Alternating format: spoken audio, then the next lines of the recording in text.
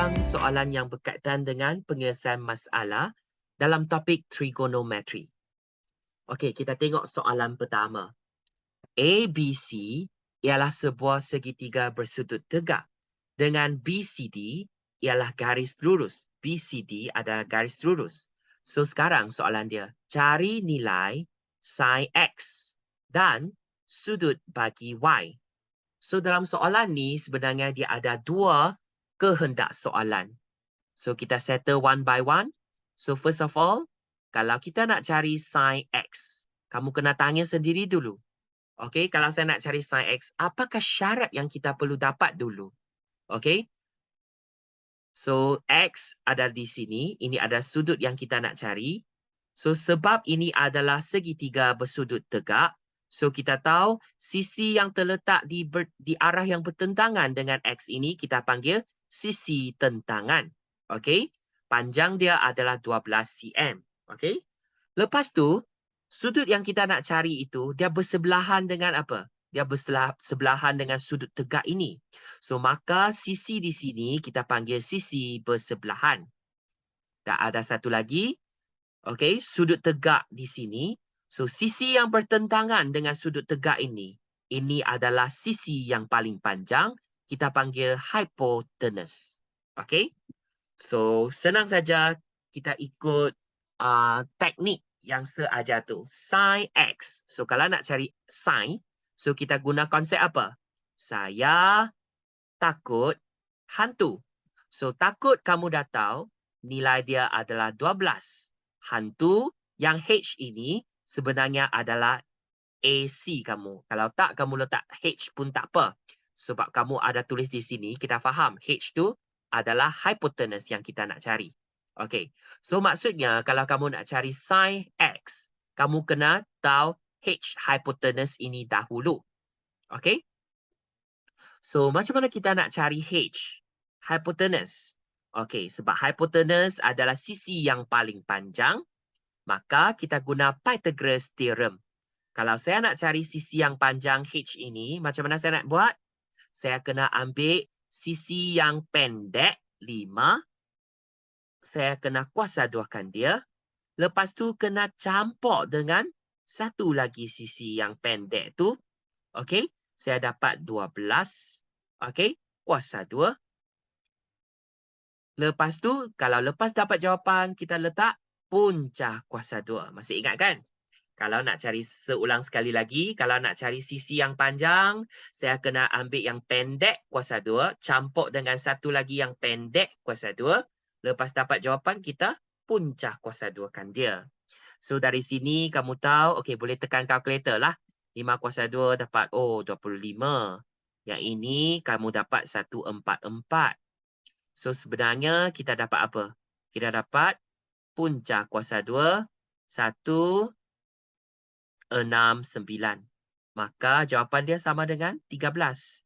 Kamu tekan kalkulator pun boleh dapat. Okey, so 13. Apabila kamu dah tahu nilai H tu adalah 13, maka jawapan kita adalah sama dengan 12 per 13. Okey. So, sekarang nilai X kita dah dapat. Okey. Lepas tu, kalau kamu nak cari nilai Y, sudut bagi Y. Okey, sudut bagi Y kat sini.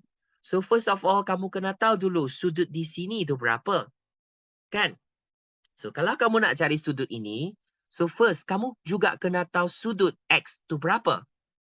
So, senang saja. Kalau kamu dah tahu sudut X, bolehlah kita cari sudut yang di sini, di C. Okay? So, first kita cari dulu. Okay, apakah nilai X kita?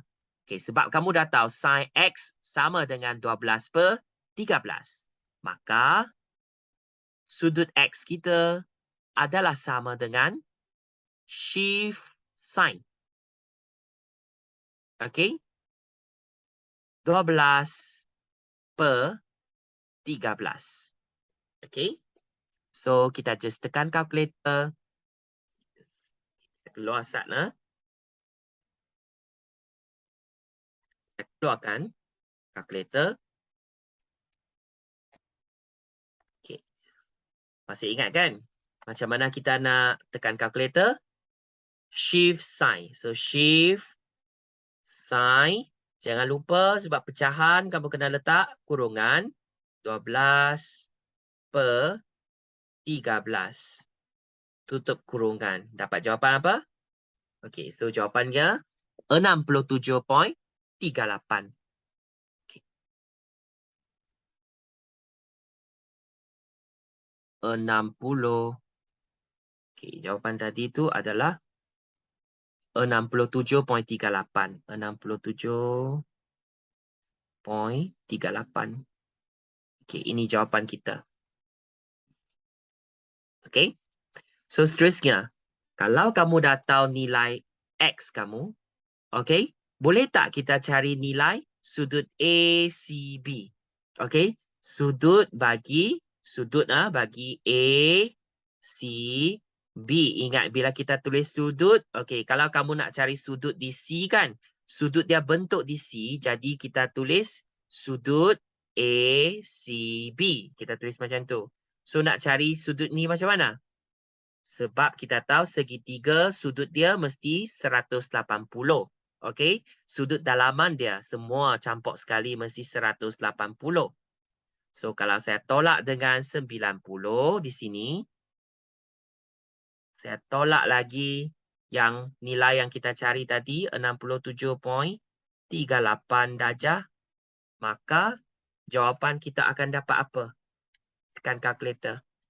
Okey, just tekan 180 tolak dengan 90 tolak dengan 67.38. So maka jawapan kita dapat 22.62.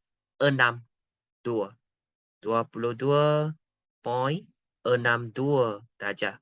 Okey. So ini adalah sisi kita, sudut kita. Okey. So kalau kamu tahu ini adalah garis lurus dan nilai Y, kita nak cari nilai Y, sudut Y ni. Kalau kamu dah tahu sudut di sini adalah 22.62, so apakah sudut Y kamu? Macam mana cari? Sebab dia adalah garis lurus. Maka kalau saya nak cari nilai Y, saya mesti ambil 180 darjah. Kena tolak dengan 22.62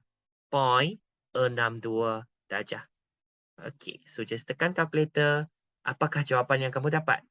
So, nah tadi dah ada kan 22.62.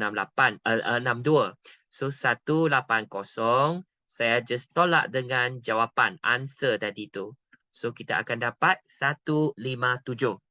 Okey, 157.38. Okey, so just tulis 157.38 darjah. Itulah jawapan yang kita nak. Okay, senang saja kan? Okey, kita teruskan untuk soalan kedua. Okay, tengok soalan kedua ni. FGH adalah sebuah segitiga bersudut tegak. EFG, nah sini EF lepas G ialah suatu garis lurus. Dia adalah garis lurus dibeli HG, H sampai G adalah 6 cm. Lepas tu EFG adalah 16 dan EF sama dengan FG. Apa maksud dia? EF sama dengan FG. Bila kita nampak macam ni, automatik kamu letak simbol inilah. So maksudnya 16 ni kamu kena bahagi kepada dua belah. Okey, sebab bahagian sebelah kiri sama dengan sebelah kanan. So ini adalah 8. Okey, FG juga adalah 8. Okey, sebab 16 kita bahagi 2. Okey. Seterusnya, dia nak cari soalan apa? Nak cari cos X. So, soalan pertama, A kita ni, dia nak cari cos X. So, kamu tanya kamu sendiri dululah. X kalau wujud di sini, dia nak cari cos. So, kalau cos, macam mana kamu nak hafal? Kamu sangat sebelahan, kan? Sangat 6. Handsome. Okey. So, handsome ini kita tak tahu. So, maksudnya dia nak cari apa? HF. CCHF. Kamu tak ada lagi. Jadi, kalau kamu nak cari nilai cos ini, mestilah kamu kena tahu hipotenus bagi segitiga bersudut tegak ini. Sama juga, kalau kamu nak cari hipotenus, kita guna formula apa? So, HF, kalau nak cari HF, macam mana? Kita just guna square root, okay? Sisi yang pendek, 8 kuasa 2. Sebab saya nak cari yang paling panjang sekali dalam segitiga bersudut tegak ni.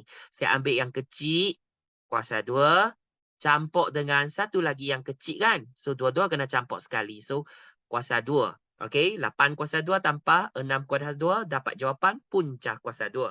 So, lepas kamu tekan kalkulator, kamu akan dapat jawapan dia 10.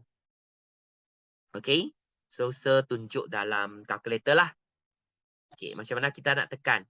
Senang je, kita kira yang dalam dulu. 8 kuasa 2 campur dengan 6 kuasa 2. So, kamu akan dapat jawapan, 100. Tapi jangan lupa, kita kena square root kan. Punca kuasa 2, jawapan kamu. Answer. So, dapat jawapan 10. Nampak tak? So, maka di sini, kita dah tahu. Okay, HF, sebab HF kamu dah tahu, cos X tak ada masalah dah. So, kita ganti masuk HF ini, kita dapat 6/10. Okey, jangan lupa boleh dipermudahkan lagi. Maka jawapan kita dapat 3/5. Okey, untuk siapa yang dah lupa macam mana permudahkan, just tekan kalkulator 6/10 sahaja. Okey, dah boleh dapat jawapan. Okey, seterusnya, soalan ni kita dah habis. So, seterusnya kita nak cari tangent pula. Okey, B. Sekarang nak jawab soalan B. Dia nak tangent Y. So, Y wujud di mana? Y wujud di sini. Okay, so kita tahu sudut sepadan dia adalah di sini kan? Okay, so ini kalau kita lihat macam ni, sudut Y sebenarnya wujud di sukuan kedua. Betul tak? Okay, so nanti kamu kena berhati-hati dah. Jawapan kamu mesti ada positif, ada negatif. Sebab tangent kan? Okay, kalau kamu lihat ASTK,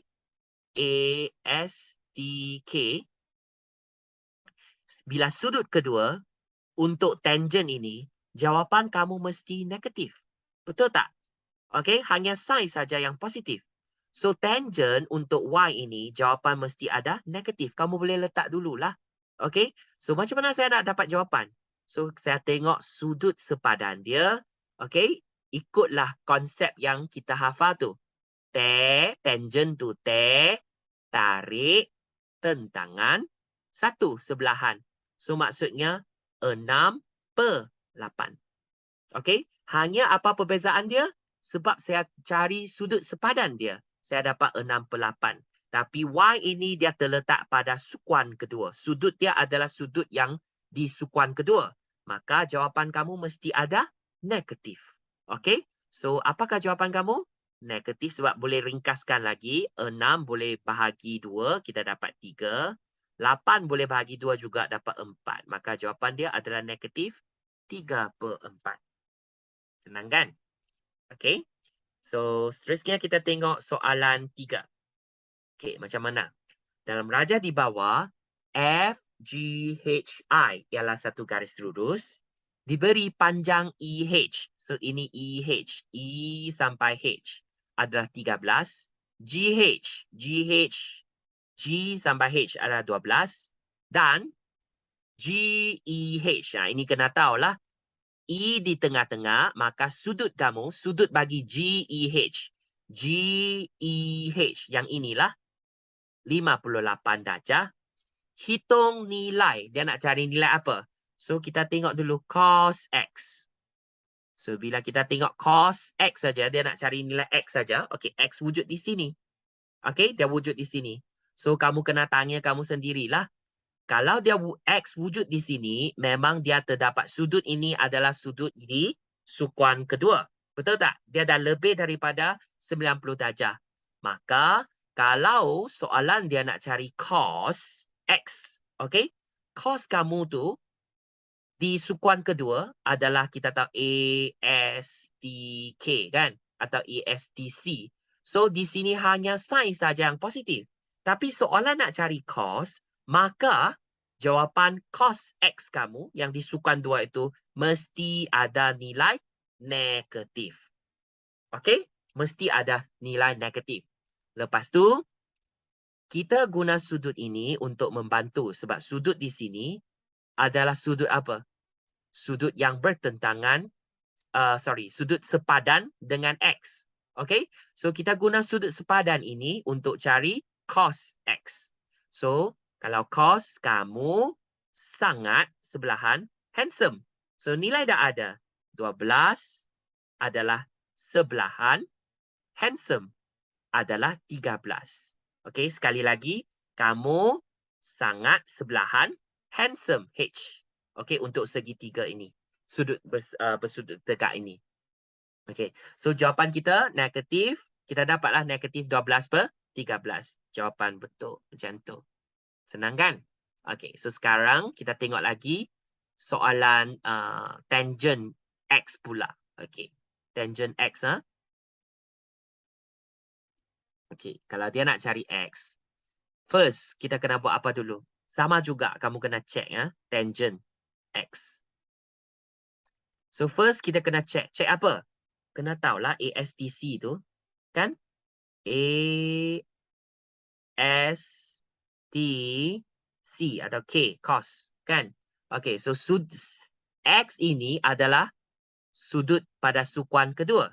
Maka kita tengok kalau di sukuan kedua, hanya sin saja yang positif. Tapi sekarang soalan nak tangent. Maka jawapan tangent kamu juga ada negatif. Lepas tu, macam mana kita nak tentukan nilai dia? Senang saja kita ambil yang sudut sepadan ini. Kita hafal konsep apa? Tangent. Tarik. Tentangan lah. Tarik. Satu sebelahan.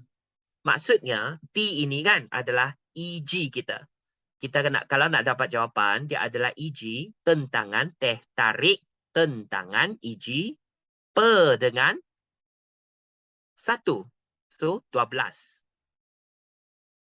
Maka, kalau saya nak dapat jawapan tangent X ini, first, saya kena cari EG dahulu. So, seperti apa yang kita belajar, EG ini dalam segitiga bersudut tegak ini, EG, sisi ini adalah sisi yang salah satu yang pendek, betul tak? So, kalau saya nak cari EG yang pendek, saya kena ambil yang panjang, 13 kuasa 2. Kena tolak dengan apa? Sisi yang pendek. Panjang kuasa 2, tolak yang pendek kuasa 2. Jawapan kamu dapat, lepas tu square rootkan dia, punca kuasa 2. So, maka kamu akan dapatlah nilai yang satu lagi yang pendek. Okey? So, kamu akan dapat apa? Kita tekan kalkulator. Okey, senang saja. Kalau tekan kalkulator macam mana? Okey, kita tekan dalam dulu. 13. Sisi yang paling panjang, hypotenuse tu. Okey, kamu tolak dengan 12. Sisi yang pendek. Okey, salah satu yang pendek. So, jawapan kamu, jangan lupa nanti kita kena puncah kuasa 2 kan? Answer. So, sama dengan jawapan dia, 5. Maksudnya sisi EG ini adalah 5. Once kamu dah tahu EG adalah 5, so kita just gantikan nilai EG ini. 5/12. Itu sahaja. So, maka jawapan kita dah betul. Itu saja. So, next kita tengok pula soalan 4. Soalan 4 ni dia tak ada gambar raja, betul tak? Kalau tak ada gambar raja, jangan takut. So, kita baca tengok. Diberi tangent X adalah sama dengan 3/4. Cari nilai bagi sin X, lepas tu cos Y. Senang saja. Kalau dia tak bagi kamu, kita lukis sendirilah. Asalkan segitiga bersudut tegak. So, contohnya, sudut tegak ada di sini. So, ini adalah X kita. Kalau dia cakap tangent, X. So, kamu kena hafal apa? Kamu dah dapat jawapan 3 dengan 4 kan? So, tarik 1. Betul? Kita hafal konsep tu. Tangent, tarik 1. So, sisi yang bertentangan dengan X ini adalah tentangan. Ini adalah sebelahan. Maka kita tahu, nilai di sini adalah 3. Nilai di sini adalah 4. So, apakah nilai di sini? Okey? So, senang saja. First, kita cari dulu hypotenuse kamu. Supaya nanti kamu nak cari sin X, cos Y, semua tu lebih senang lah. Okay? So, rasanya saya typing error sebab sebenarnya ini adalah cos X. Okay? So, sekarang kamu dah tahu dah nilai 3, nilai 4. So, kalau saya nak cari hypotenuse, H saya tu, okay, sisi yang paling panjang, saya kena ambil yang pendek, kuasa 2, campur yang satu lagi yang pendek. Okay, so yang nak cari panjang, yang paling panjang, kita kena campurkan kedua-duanya. Okay, kuasa 2, lepas campurkan kedua-duanya, lepas tu kita kena punca kuasa 2. Maka, kalau kamu tekan kalkulator, kamu akan dapat 3, 4, 5 lah. Jawapan dia adalah 5. Okay? So, once kamu dah dapat nilai ini, tengok. Ini adalah 5. Kamu dah tahu dah. Dah tahu dah, ni 5. Kan? So, sekarang, soalan A, dia nak cari apa? Dia nak cari sin X. So, boleh dapat tak? Boleh. Saya takut tentangan kan? Takut hantu. So, jawapan dia 3/5. Okay? Seterusnya, kita tengok soalan B pula. Kalau kamu dah bentuk segitiga ni, kamu dah senang dah. Cos X pula. Okay, cos X. So, kita hafal apa? Kamu sangat handsome. Sangat sebelahan, handsome. 5. Okay, yang hypotenuse tu. So, 4/5. Itulah jawapan kita. Okay, seterusnya kita tengok soalan kelima. Dalam raja di bawah, ABC. ABC ialah garis lurus dengan B ialah titik tengah. So, kalau kamu nampak titik tengah, jangan lupa kita boleh terus lukislah supaya kamu tak lupa. Okey, lukis macam ni. So, kita nampak saja, kita dah tahu BC nilai dia sama dengan AB. Okey, sisi mereka adalah sama. So, sekarang diberi sin Y adalah sama dengan 4/5. Okey, Y sebab kamu nampak Y ini terletak di luar segitiga kita. Okey, tapi kamu tahu sudut ini adalah sudut di sukuan yang kedua. Sudut sepadan dia adalah wujud di sini. Sebab soalan ni dia adalah sin dan nilai dia positif. Maka nilai kamu tak kiralah kamu guna sudut yang di Y atau kamu guna sudut yang seberorek dengan biru. Sudut sini, sebab sudut ini adalah sudut sepadan dengan Y. So, sudut sepadan dengan Y ini sebenarnya nilai dia tetap sama dengan sin Y kita. So, maka kita just guna sajalah sin Y.